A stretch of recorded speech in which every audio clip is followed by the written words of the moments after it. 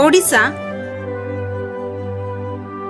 ऐतिह्यर भूमि एवं साहित्य कला और संस्कृतिर गंताघर। अतीतरू आज जाए महान और स्वाभिमानी राज्य थिबा सह प्रगतिर सूत्रधर होइछि ओडिशा। ए भूमि रे जन्मग्रहण करिसंती केते महान जननायक और संग्रामी। स्वाधीनता संग्रामी सुभाष चंद्र बोस, वीर सुरेंद्र साय, उत्कल गौरव मधुसूदन दास परी अनेकଙ୍କୁ जन्म दे धन्य होइछि ए प्रदेश। आम कला संस्कृति परंपरा क्षेत्र अन्यमानंकठारु स्वतंत्र करिछि। प्राकृतिक संपद और पर्यटन क्षेत्र सुदीर्घ बेलाभूमि ओडिशा को अग्रगति मुहा करिछि।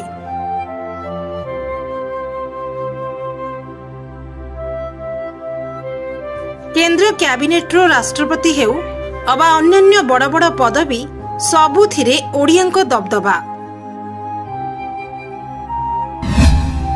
आउ आज कैलेंडर रो चतुर्थ मास एप्रिल रो प्रथम तारीख अर्थात आज एप्रिल 1 आज से जन्मभूमि रो जन्मदिन, जाकु अति गर्व और गौरवर सह आमे पालन करुछु उत्कल दिवस रूपे। किंतु बोधहुए शुणिबाकू जेते सहज यार इतिहास ताठारु अधिक बड़।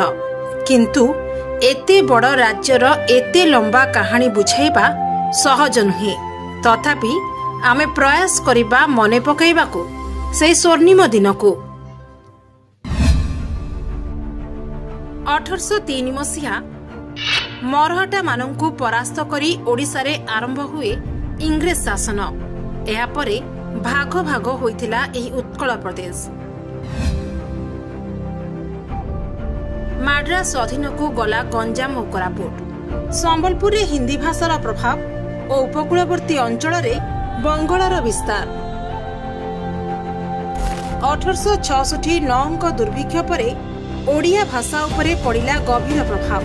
मां माटीर सुरक्षा पाई आगे आसिले ओडिया वीर। उत्कल गौरव मधुसूदन दास, उत्कल मणि गोपबंधु दास,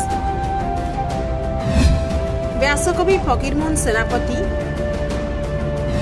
स्वभाव कवि गंगाधर मेहेर, महाराज कृष्णचंद्र गजपति, महाराजा श्रीरामचंद्र भंजदेव, कर्मवीर गौरीशंकर राय, पंडित नीलकंठ दास, नीलमणि विद्यारत्न आदि आगे आसिले स्वतंत्र उत्कल प्रदेश गठन पाई। अनेक संग्राम बलिदान और प्रयास परे 1936 एप्रिल 1 तारीख दिन जन्मग्रहण करिथिला ओडियांको प्रदेश ओडिशा प्रदेश।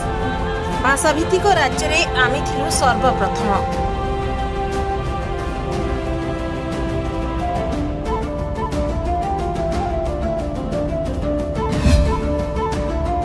संबलपुर, कोरापुट, गंजाम, पुरी, कटक और बालेश्वर को नहीं गठन हैला स्वतंत्र ओडिशा प्रदेश।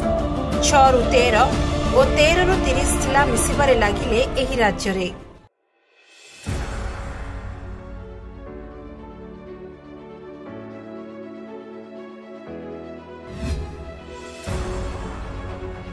वर्षणं भारत श्रेष्ठ देशानाम उत्कल श्रुतः उत्कलस्य समदेश देशो नास्ति महितले। अर्थात जेते भूखंड रहिछि सेथिमध्यरु श्रेष्ठ भारतवर्ष, पुणी देशमानंक मध्यरे श्रेष्ठ उत्कल। आ 11 वर्षर अपेक्षा 100 वर्षरे पाद थापिब आम ओडिशा प्रदेश। आहुरी ए राज्य को करबाकू अछि समृद्ध और अग्रगति। एहा परे ओडिशा को मिली पारिबो एक नूतन परिचय।